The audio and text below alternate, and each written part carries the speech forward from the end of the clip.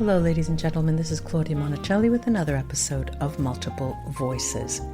My Multiple Voices podcast, true to its name, includes different series. For example, we have the Voices of Love, where we discuss relationships, the voice of empowerment, the voice of laughter and play, the voice of pleasure, and the magical voice of archetypes and how they change the way we live. But we also have the voice of memory that includes everything from history to discussions of past life regression. There's also writing voices, where we interview both seasoned writers and authors who have just started getting their feet wet with writing, and we learn what can work for you as potential writers. Our series called Voice of the Spirit discusses different forms of spirituality and religion. And then Channeling Voices is a series that covers what happens when you channel, but is also extended to mediumship. Take a moment to review this podcast if you've enjoyed listening, and leave a hearty 5 stars. I'd appreciate it. Enjoy your listening. Hello, ladies and gentlemen. It's Claudia Monticelli here, host of the podcast Multiple Voices. And this is a special episode because it's my 100th episode of all time. So I really would like to celebrate. I've been thinking about it, but I can't take out the spumante or the champagne. You wouldn't even taste it. So I thought, let's have a wonderful guest on. And so today I have with me a woman after my own heart, Joanne Richards. Say hello, Joanne, to our audience. Hello, how are you? Congratulations on your 100th episode. Thank you. And Joanne is speaking to us from Portland, Oregon. Who is Joanne? Well, she's got 2 sides to her life story. And I think I'm going to give you a little bit of both, and then we'll have questions for her. All right, she's a native Californian, now living in Portland, Oregon, and she has a thriving bookkeeping practice. And that already gave me a headache. When we were talking about Oregon and the wonderful wines, you said wines gives me a headache. Well, bookkeeping gives me a headache. She's the wonder. She's the mother. I am. She's the mother of a grown daughter and proud grandmother of 5. That alone is a 3. record. There's 3. Oh. Sorry. Oh, the big numbers are coming after. 3. All right. See, she dramatically changed her life after 6 marriages that included abuse, divorce, death, and husband number 7 is incarcerated for a crime he didn't commit. Now, normal people would slit their wrists at this point, and we're laughing. She's laughing. We have been laughing since we got on. But wait, there's more. Now, Joanne left the Mormon Church, and for not everyone knows what the Mormon Church is like, and maybe we can lead with that. And she never looked back, and through many struggles she found her strengths, her gifts, and inner power, and learned that dreams can and dreams do come true. She's recently published her first book. I like that you announced it as your first, so there's more to come. The book's title is Midlife Magic, and here she shares stories and lessons learned and offering the hope that it's never too late and you can follow a new path and change your lives for the better. Let's start. And the topic that we're going to talk about has nothing to do with what I have just presented her as. Because, well, first let's start and lead with the Mormon Church. What brought you to, go there? How did you get there? How did I become a Mormon? Yeah. Oh, I grew up in a fairly non-religious family, but we were Methodists, if you want to call it that. Right. That's the church my parents took me to. And then we started camping with a family that were Mormons, and one of their daughters became my best friend. And I liked the wholesome family culture of the Mormon Church. So I said, well, I think I want to join that church. And my parents were fine with that. So I joined that church when I was 12. Oh, my goodness. And, when so you didn't know better. Yeah. No. And I never had a problem with the church. Again, it was just the crappy husbands I married that happened to be Mormon. Now I get it. I married 5 Mormons. Out of 7, I married 5 Mormons. Wow. And they were all terrible husbands. So, yeah. And when you say, I never looked back, what was it? What was the straw that broke the camel's back? About leaving the church? Yes, about leaving the church. It was just, well, when I met number 7, Mark, we just started talking about all kinds of things. And spirituality and not religion. And he just opened my eyes up to, well, there's more to life than just, believing in one certain religion. And also it was partly, it's like, when you're a Mormon, you're at church for several hours on Sunday. Yeah. And I wanted to visit him, and more than I wanted to be at church. I said, well, that's something telling. Yeah. And all of a sudden I just realized I didn't need to be a member of that church anymore. I didn't need to have my whole life. Right. It's like, it wasn't traumatic. It wasn't, nobody in authority in the church abused me. It was just the men were terrible husbands, and you could say they abused their, power. I'm the head of the household crap. But, right. Yeah, so it was a personal thing. It wasn't, it wasn't the church. It wasn't a church leader that abused me or, traumatized me or anything. But it was just all of a sudden I just didn't need it. And it's like, oh, okay. Okay. And gone. Been there, done that. Yeah. Yeah. So it was a lot simpler than a lot of people have it, I think. Thank goodness. So now, the title of your book is Midlife Magic. And that's one of the topics that I want to talk of. Magic, because there are a lot of topics that you can speak about that not very many people like to talk about. They don't even like to hear talk about that. One of them is aliens. One of them is UFOs. Another is paranormal elementals. And the people will scratch their heads and say, well, what is that? And magic itself is not very clear to people. You have your choice of where to start with that, because I'm trying to think what came first, the chicken or the egg. Shall we start with paranormal phenomena in general? What is it? Yes. For me, it's the ability to sense the presence and communicate with spirits. Okay. And I apparently had that ability when I was still married to husband number 3, who was a funeral director. So long before. Oh, wait. A funeral director. Now that is interesting, because that will give you that brings you right into that, the world after and the world now. Was that fundamental in the experiences that you had, or was it just coincidental that it happened with him? As a Mormon, you believe in an afterlife. Yes. So I believed that. And then he happened to be a funeral director for a few years, especially for Mormon funerals. Anyway, so the afterlife, the concept of an afterlife didn't scare me, but I hadn't thought about, well, what would it be like to see a ghost, or what would it be like to, feel a ghost or whatever. Right. And we lived in Southern California, and he needed to transport a body and conduct a graveside service for this elderly woman who passed. Mm-hmm. And I went with him. So so the funny part is, we stop by the side of the road and take a nap in this van with a casket sitting there. So it's like, who does that? But we get to Northern California, and I think there were maybe 2 family members, because she was quite an elderly lady that passed. But we're having this nice, simple little ceremony in the cemetery. And all of a sudden I feel this wonderful presence, like between me and the husband. And I think the family members were on the other side of him. And I think, oh, what is that? It's like, I think it's the lady, who's, because she's, here at her funeral. It's like, I think it's the lady. Well, this is really cool.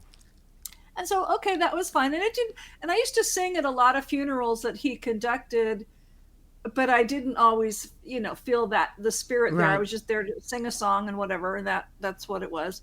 Yeah. I remember when we lived in Ohio, he was no longer a funeral director, but the the mother of his brother-in-law passed, and I had met her while she was alive. And again, she was another elderly woman. Well, I sang at her funeral, and then I could just tell that as I looked at the back of the room, the back of the chapel, I go, her spirit's like hanging out near the ceiling in that particular corner. And I just knew she was there.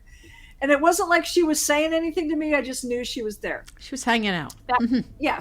Fast forward many years. And after I met Mark, the current husband, and I had a newspaper for a while, and I was writing about cool places to go visit in the Bay Area, the San Francisco Bay Area. And he said, well, why don't you go check out this USS Hornet aircraft carrier in Alameda, which is next to Oakland. And, I hear there's ghosts on board. It's like, okay, why not?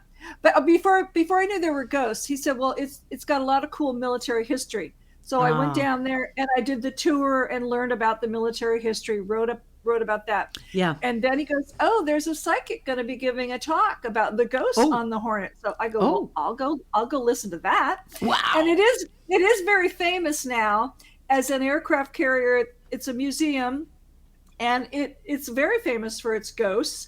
And so a lot of paranormal investigators go there, and they do like sleepovers, and the docents tell ghost stories, and sometimes people see weird things. But I happened to go there with one of the docents, and she was a psychic, and so we could go after hours. So we went as visiting hours were closing, and so she took me in these areas, and it's like, okay, we're going down this one hall, and it's like, oh, it's really cold in here, and the walls feel very damp. Yeah. And so we get into this other area, the forecastle where all the anchor chains are, and I climb up this ladder, and she's going into the bunk room, and I'm at the top of this ladder, and it's like, oh, I think there's a spirit like just at the other side of this landing, and it's like this shadow peeking out from behind this column, and it's like, oh, hello, and of course I might have been saying this out loud or just thinking it in my head, but it was like this person just wanted me to, hi, how are you? Who's here? Acknowledge. And it was yes, it was so cool. And we went into the chapel, which had not been restored yet.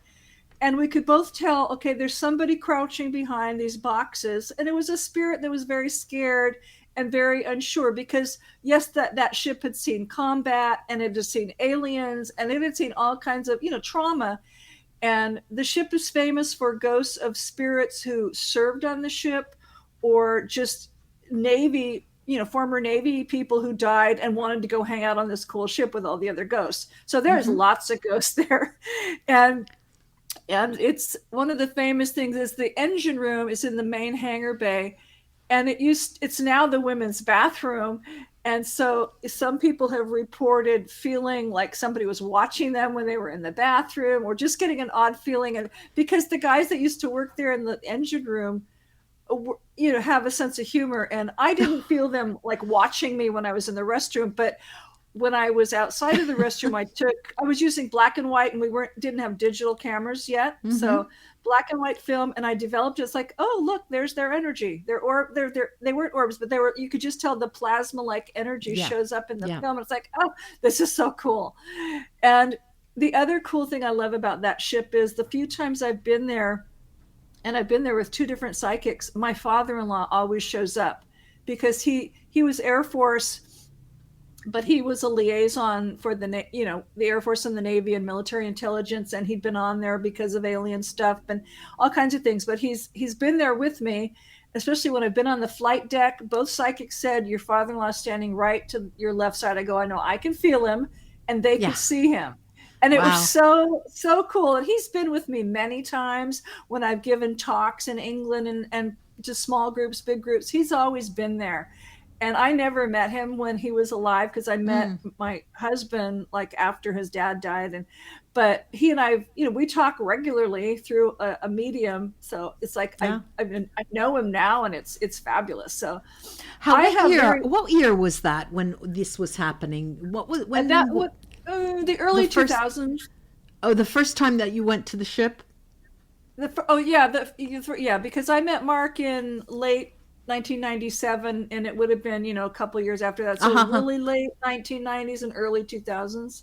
Okay. So, yeah. And then you went back soon afterwards, or I've been several times. So yeah, because I'd been like for the historical tour, then I went for the ghosty tour with my friend, and then her and another paranormal investigator, we did like a Halloween party, Oh, so there. you're used to this stuff. And my psychic friend from England, when she came to the United States to visit us, we went, and she and I had other experiences there, and that would have been a little bit late. Well, that would have been after 2007, maybe 2009 or 10. Yeah. And so it's been with multiple people, and she and I actually had an alien. Well, no, we didn't encounter an alien there. We encountered a sailor who had been killed by an alien who'd been on the ship. Okay, now anyway. We are, let's say, you mentioned, and a lot of other things happen there. Sure. So we get what the paranormal is now, right? But you mentioned elementals, all right? Now that is a topic on its own. Tell us about that. Most people think of yeah, it's like, well, where do you start? Most people think of how much time do we have? as the fairy realm. Yeah. But I have learned, and I didn't know anything about this until I met my current husband. But he grew up with all this. His dad had elementals around him. Mark had elementals around him. And elementals are, fairies, brownies, sprites, gnomes, trolls. There's a whole family. It's, elementals is the umbrella term for that, but there's many different kinds. And, you don't call a brownie a fairy because they're totally different. And in our house in California, there are several that live there. Mm-hmm. And when I first was going to move into the house, my husband drew me a little map saying, okay, this one is the head of the garden, and she lives here, and here these other ones in the garden live at these places, and these ones in the house live in these rooms, and this one's a brownie, this one's a sprite. And so it's very interesting because their personalities are different, and I can feel them. I can sometimes see like the flit of a shadow, like in the corner of my eye. Yes. Yeah. When I've taken pictures, you can see an orb. Mm-hmm. I can't see them with my naked eye yet, but again, my English psychic friend can. Mm-hmm. And it's like I've learned to, they're wonderful, magical creatures and beings. I don't want to call them creatures. They're interdimensional. They can live for hundreds of years. Yeah, sure. Thousands, really. Yes, yes. It's amazing. When you say interdimensional beings, what do you mean exactly, just to clarify for the audience? Sometimes, they can slip into another dimension that is just another slice of reality, basically, but maybe I can dimension see them, perhaps. Yeah. Mm-hmm. And it's just a fraction of a second or inch away from where you and I are sitting right now. So there's one that go on. No. There's one that lives with my husband all the time, and he remembers stuff from history from thousands of years ago and hundreds, so he loves to chime in about, on this day in history, this happened. Mm-hmm. And it's fascinating what he knows and what he shares. And sometimes the elementals can take different shapes. They don't always. They shapeshift. They can, shapeshift. Especially, either to, it's very hard for them to get to be corporeal and to take on a physical form, because that takes a lot of energy, no matter whether they're looking like a squirrel or a little person or a butterfly, because they usually like to be in their energetic form. That's easier for them. But, okay. So let's say that from the description that you give us, it seems that elementals are a pleasant presence to around us. It's not like a poltergeist who that just creates havoc around us. No. So elementals are all around. I mean, they're all around like spirits. I just call them spirits, all of them, because for me it's full of spirits all over. If I have to start giving them a certain nomenclature, I would go nuts. But and they do. They're very pleasant. They joke and they play, and you never know what drives me crazy. And they can be very mischievous. It's like, especially if in my house in California, it's like if I did something to tick them off. It's like Right. I would suddenly find something missing, Yeah. or I would get pushed up or down the stairs. And it's like they never hurt me. I never like you totally got injured or anything like that, but I've been, nudged. But on the other hand, when I've been missing something, and whether they did it or not, it's like I will let them have their laugh, and then I will ask them very kindly. It's like, will you please, I really need to find my keys, or I really need to find this piece of paper.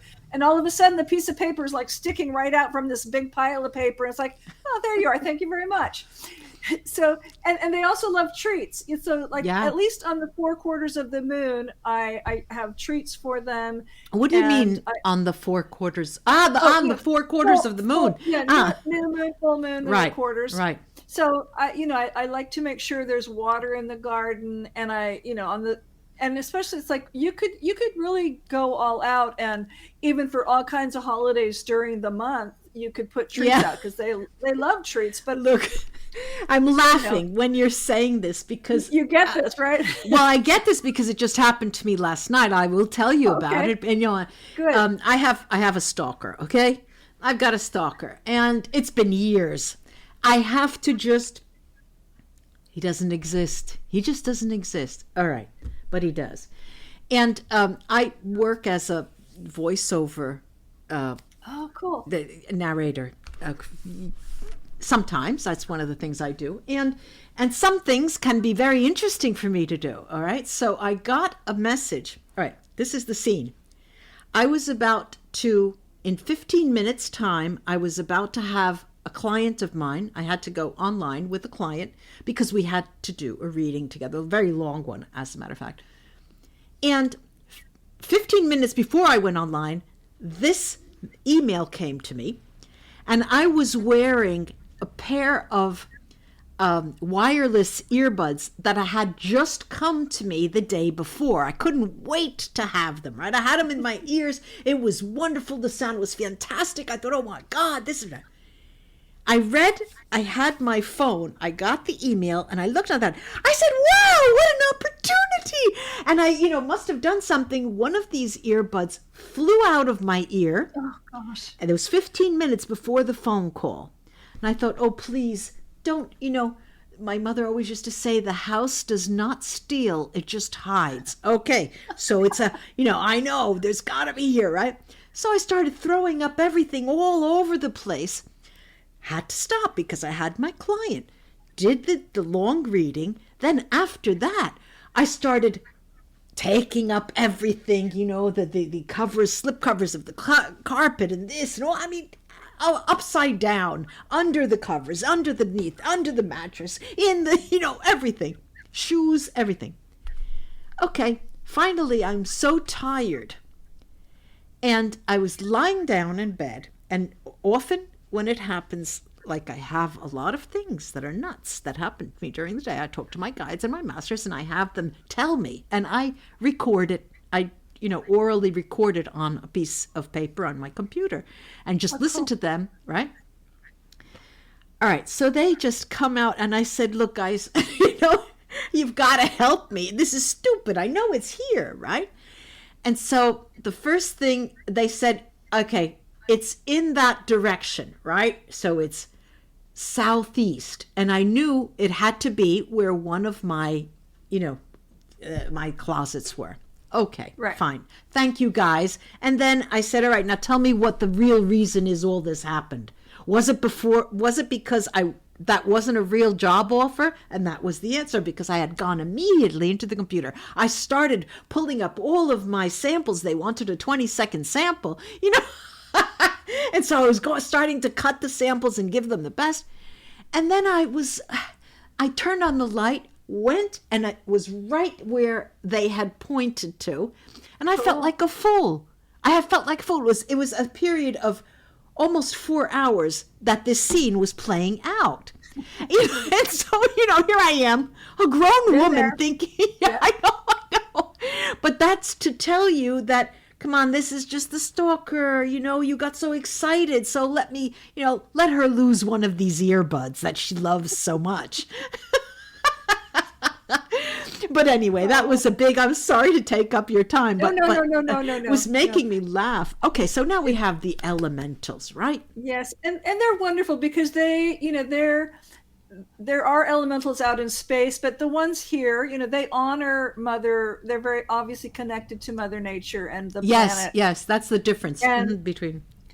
Yeah, and they do not appreciate how we keep messing up the planet. So, sometimes when there's a big rainstorm and lots of flooding, they're mad at us. And, but, we do get beautiful weather, but they're wonderful. They're wonderful beings. Like I know that when I go to give a talk, and I used to give a lot of talks in person, but I can call on them and they help calm me. Yeah. And I always feel this energetic, we're going to hold you up while you give the talk type of thing.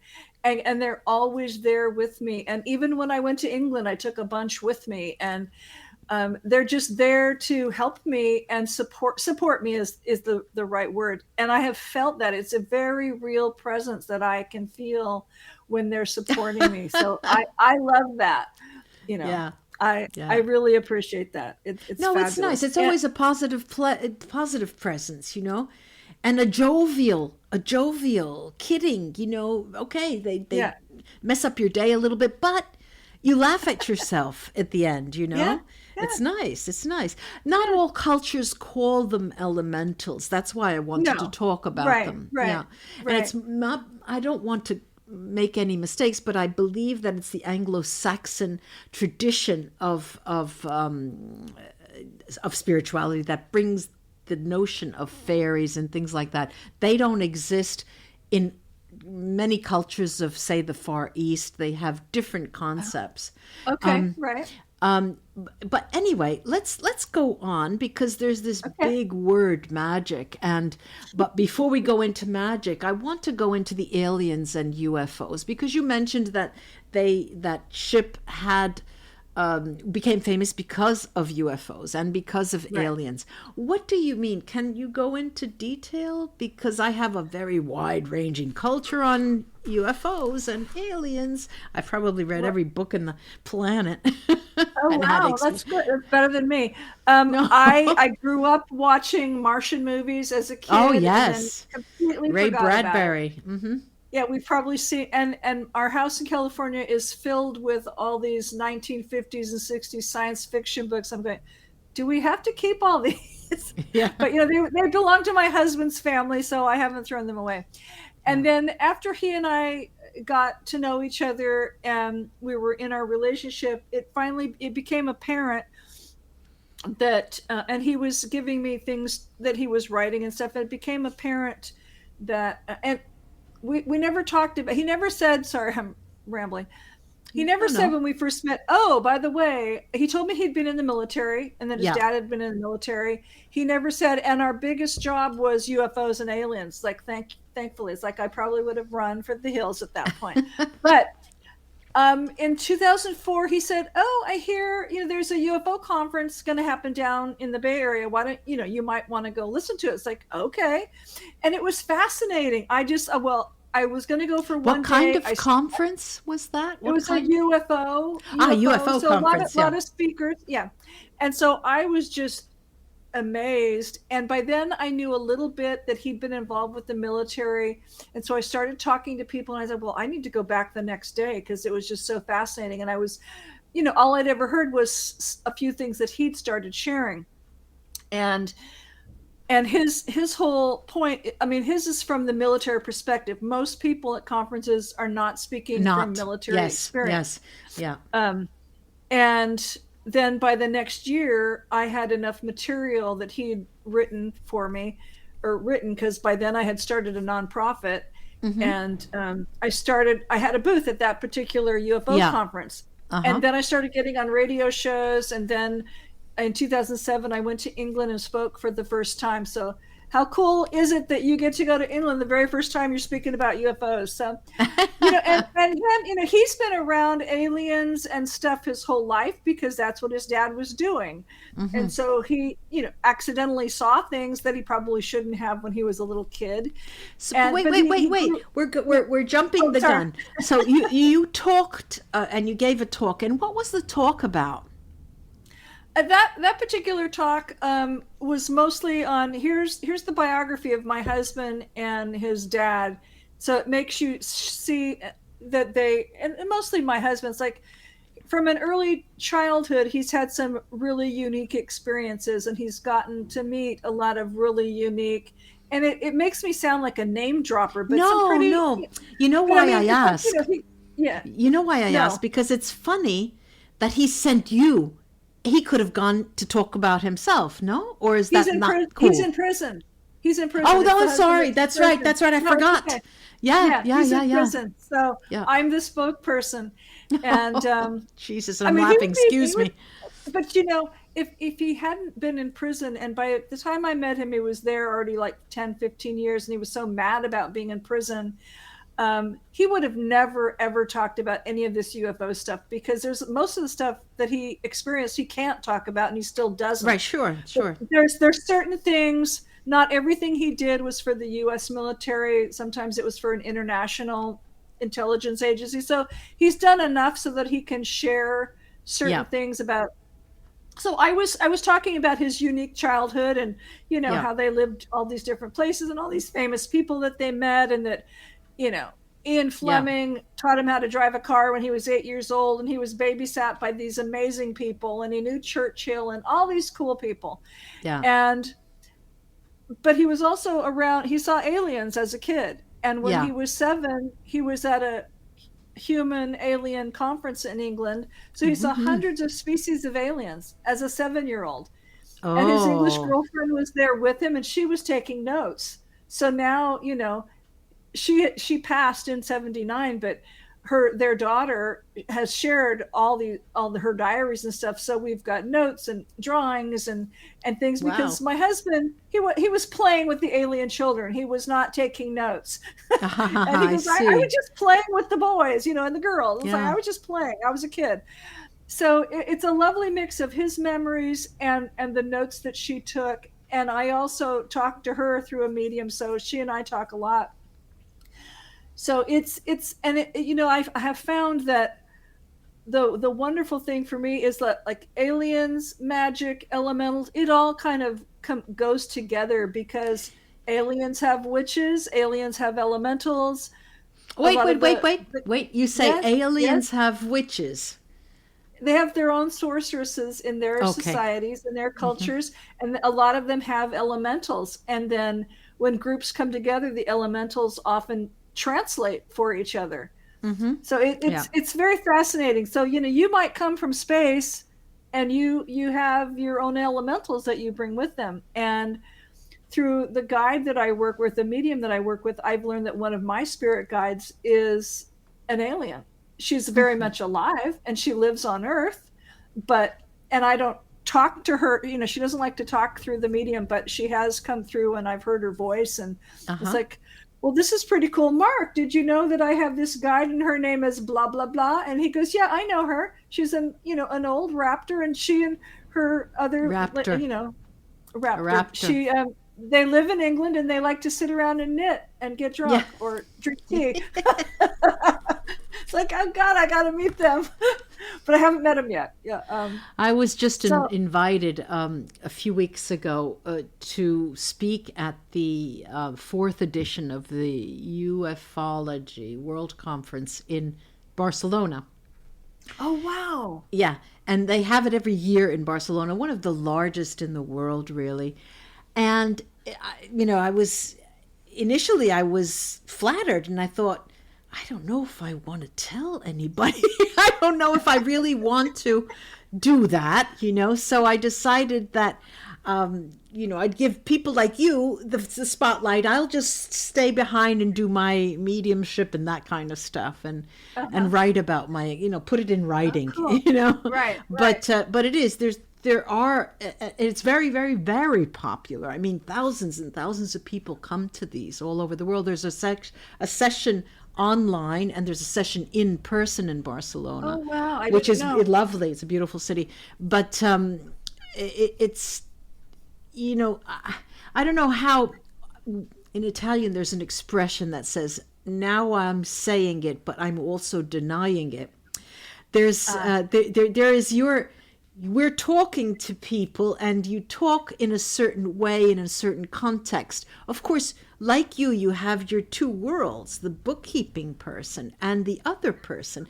And I guess everyone has many different hats, and it's very difficult to mix those, because you can, people just won't understand you. That's But I have found it's fascinating, because most of my bookkeeping clients also know that I'm all in with the UFOs, and they know that's one of my passions, and I go speak on that. And so several of them, when they see a news item, it's like they'll send it, Joanne, did you see this? How did nice. you see this on the news? Now did that's you see this nice. in the New York Times? It's like, because they know that that's what I'm really passionate about. It's like, I'm old. I want to retire from bookkeeping. Yeah, amen. But it's like I still need to bring in some money. But it's fascinating, because I love that my clients do know that about me, and there's only one that thinks I'm nuts. The rest of them either don't say anything, or the rest of them are right along with me. And it's interesting, because when I was working on my book, I was participated in like a writing group to help get some guidance and critique and stuff. And I started telling them about my UFO and paranormal, and they're going, why are you, I don't know where you're going to go with this. It's like, I don't know that, it's going to get any traction. And so then I started with the chronology stuff, and okay. But then all of a sudden, you have mainstream media talking about UFOs in the mainstream news. And this was just a couple years ago. And they go, oh, okay, now I get it. Yeah, this is a good thing to have in your book. I go, well, thank you, because I'm not taking it out. But yeah. Well, and this is just who I am. So but there's a slice, let's say, to the reality of the alien world that is not all positive. And but again, there's all this news and fake news, and it's very difficult to distinguish between what occurs, and I don't want to say what is real, but what occurs and what has not occurred. Now, do you dabble even in that side of the alien experiences or phenomena? Only to the extent that I know about several less than friendly species. Yeah. And I do mention them in my talks, and especially with Mark's military background. And, I'm very open about, he still is a Navy captain. He's a Navy captain. Mm-hmm. And he still is in contact with active military people. So he still is in the loop. I get it. On military stuff and intelligence stuff. So, he knows when a negative alien group is behind, like, say, a current war. Yeah. Or a war a few years ago in the Middle East. Yeah, I'm stopping you. Just a moment. In the corner of your video, there's a black head. It looks like a shadow. It looks like a shadow. Go on. I'm sorry. One of my cats. No, it's one of my cats. A real cat. A real cat. Yeah. It's funny. The one that would make the most noise is at the vet today. So the others, the other two are sleeping, and they don't seem to bother me when I'm doing these. So it's like I didn't shut them in the room, but he's sleeping, and yeah. I interrupted you. I'm sorry. No, that's okay. There are definitely negative alien species who are not our friends, and who would love to take over the planet, and who would love to make us all slaves, and who are involved with lots of kidnapping incidents, abductions. And they ship abductions, and they ship lots of people out to space for bad things. But and so I do present that, because that is very real. Yeah. And since I've been, active with this and knowing about this for over 20 years now, and my intuition is becoming way stronger. And so now I can look at an incident. I'm going, okay, I don't think that's exactly what the public story, the public story is not exactly true. And I used to be able to go see my husband every week and we could talk about this stuff. Now I only see him every couple months, but with COVID, it's made it really hard to visit. Yeah, so I can imagine. So, but I still get a lot of good information from him, but it's like, even though it's like, okay, I know there's a backstory about what's going on in Ukraine. Right. And there's a lot of people who are throwing out theories, and he's going, they know there's a backstory, but they don't quite have it. They don't quite have it. We don't quite have it, let's say. And it's like, but I know it's like, I know there's a bad alien group working with Putin, so I'll just put it out there. Yeah. And this, it's no joke. It's no secret. Because I work with other energy people here, and we have come together to eliminate a mountain of negative alien groups, because we were all getting hit psychically. And it was a mess. It was a mess. It was a mess. I swear to you, on the head of my children, when we did this, it was the beginning of December. When we did that, everything just seemed to subside. It was a breath of fresh air and relaxation all of a sudden. I kid you not. Recently, some things have been acting up, and I saw this one of my colleagues, and I said I knew we had to get together again in March, but the time is not ripe. I think that something will be happening in the next 2 months, but it is, like you said, I can't use the expression, the devil made me do it, that lovely expression, the devil made me do it, Well, it's hard for people to believe that heads of state could be influenced negatively by extraterrestrial beings to the point of acting against the majority of residents in that country. So, it's almost so unbelievable. But having said all of that, it's greed. Yeah, it's greed. But having said all of that, there's we understand that the government is going to change so much and revolutionize, because we're not going to see governments as they are today. That's very, very clear to me, and I can't put my finger on timing, but I will be alive. I plan to be around, so. Good, me too. And so it's not far off,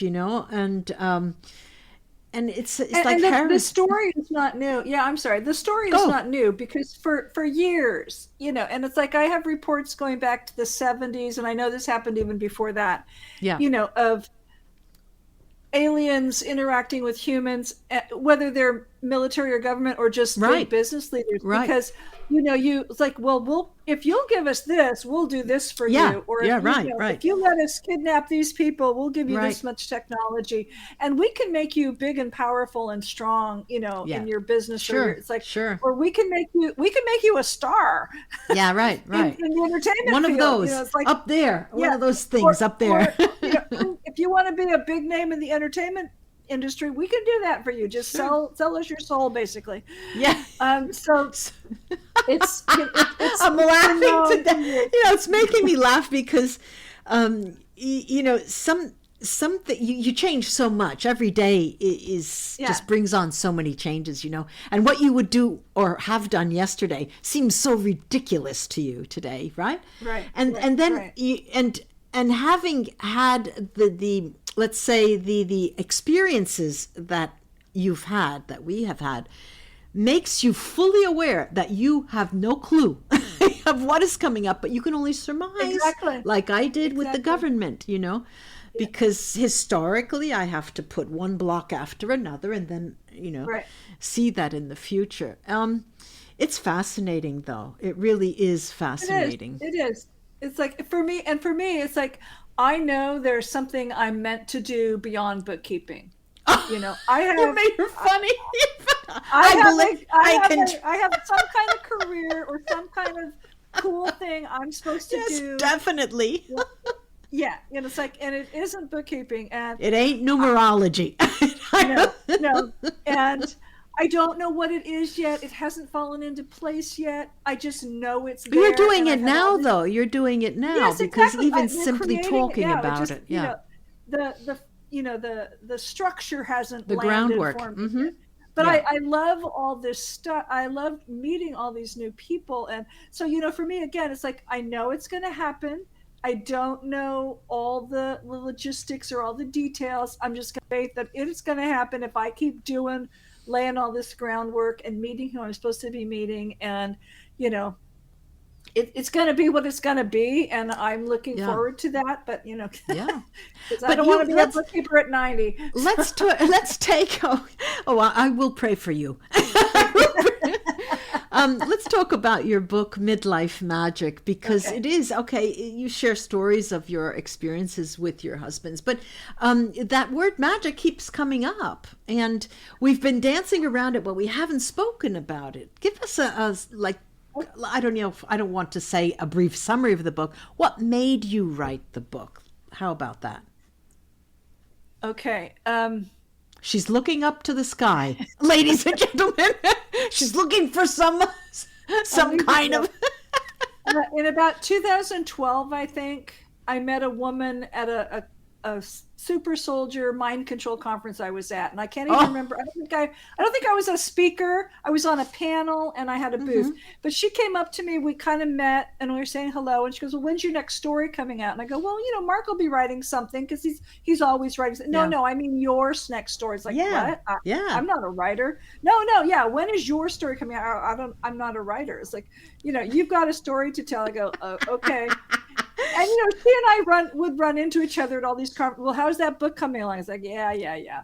And so, but then I started making notes. And as a Mormon, you learn to start writing your history and your family history. So I had a lot of notes about my childhood. And then it was just something kicked in, and I decided I would write this. And then, you know, and then this woman showed up and said, "Well, I'm going to do this writing group." And something said, "Well, okay, now's the time to really get serious about your book. You've written dribs and drabs." Yeah. It's like, okay. And so I started with that group, and I started putting things on paper and writing it out, because I had a lot of these experiences, and I thought, well, this is good for me. And so it didn't take that long to write the book. Actually, you know, maybe, I don't know if it even took a whole year, because once I got into it, I was just doing it. And then by then COVID has happened. And so, okay, well, I can't see Mark. So now I've got more time to write. And I think my big changes in my life happened in my 40s. So that's why I called it Midlife. So the title of the book and the cover, because the cover is very magical looking, it just all came to me. So again, it's like, oh, the thought came into my mind. This is what you need to call the book. Yeah. And here's the cover image you need to have on the book, even though that's not anything that my editor said I should use. Yeah. I go, this is what I'm seeing. And I knew the illustrator I wanted, and she did exactly what I wanted, and then added some extra fairies. It's like, that's perfect. So, do you have a copy you can show us? Can you, for those of you who are watching the video version? Hang on, bring it right in front of your face. If you could bring it in front of your face. There you go. Midlife Magic. So there is a forest there with light, shimmers of light. I'm on a, you know, here I am. I'm on my path. So okay. There we are. So wow. So nice. It's interesting, because what the book did for me was, I would say, therapy. Because writing is I got to throw all the crap about the husbands and the bad husbands, and really look at, well, what did I do to my daughter by putting her through all these fathers, but also what lessons did I learn? And I realized that now I'm in a place where, okay, and by this time I'd already been with my, you know, Mark, we'd already been together 20 some odd years. And it's like, but I need to really stand up for myself. I need to really take care of myself. I can't have somebody just saying, well, you need to be doing this. You need to be doing this. It's like, I really had to own it. Right, own it. That's really, it. It's the really story. be happy with myself, and it's cathartic. Really, it was fabulous. And my daughter was this fabulous cheerleader. I thought she was, she might say, "Oh, Mom, how can you write about that?" But she never did. And she got a lot of value out of the book. And now my granddaughters go, "Oh, Grandma, our friends know all about you and your book." It's like, well, did they buy a copy? Yeah, right. Just no talk. they have, your grandma's famous. Oh, not really, but so it was just a really good process for me, and the opportunity to do some inner work and to really look at what path am I on, and what did I learn. So, and again, I know there's so much more. It's like I'm just on the beginning. That's the beginning. So my question is now, where's the second book? You've got it in your drawers or in your computer. I know the files are there. Come on. You got the outline, title, draft title. I know. I don't know which one to do yet because I really want to write about my dad. Me too. I've got 3 in the works. I know. It's like, and I really want to research more about my past lives. So it's like, I don't know which one to do. And my daughter and I, especially during COVID, because that's why I came to Portland, to be near somebody during COVID.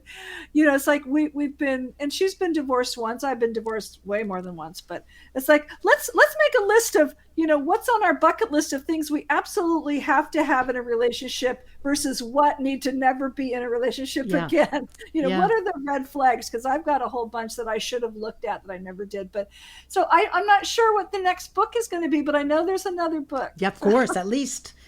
Soon. I'm always have no problem chatting and talking and spewing stuff. Spewing. That's the word. Spewing. Well, Joanne, it was such a delight to talk to you, and topics that were difficult to even broach, but it was a delight to get into the details of some of these things. I appreciate you taking the time, really. And I hope we can do this again, because the second book is coming and we have so much to talk about, I know. Well, I want to hear more about you too, so we'll have to keep in touch. Well, we will. Good. And so my, let's say my promise to you and your promise to me. My promise to you is having you back on the show, and your promise to me is writing the book. Okay. All right. I've been challenged. The glove is down. You got challenged, right? The glove is down. All right. So how can we find Joanne? We can find her on a Facebook group, Midlife Magic, and then in LinkedIn, Joanne Richards, and also Instagram, Joanne Richards. Is that right? Correct. Joanne Richards, author, for Instagram, and yes, Midlife Magic. And then I have a website for the book, dragonhillbooks.net. Right, dragonhillbooks.net. Okay, I'll put that in the description of the episode. Thank you again. A big kiss. Thank you. You made my evening. You made my day. Bye-bye, Joanne. Bye, dear.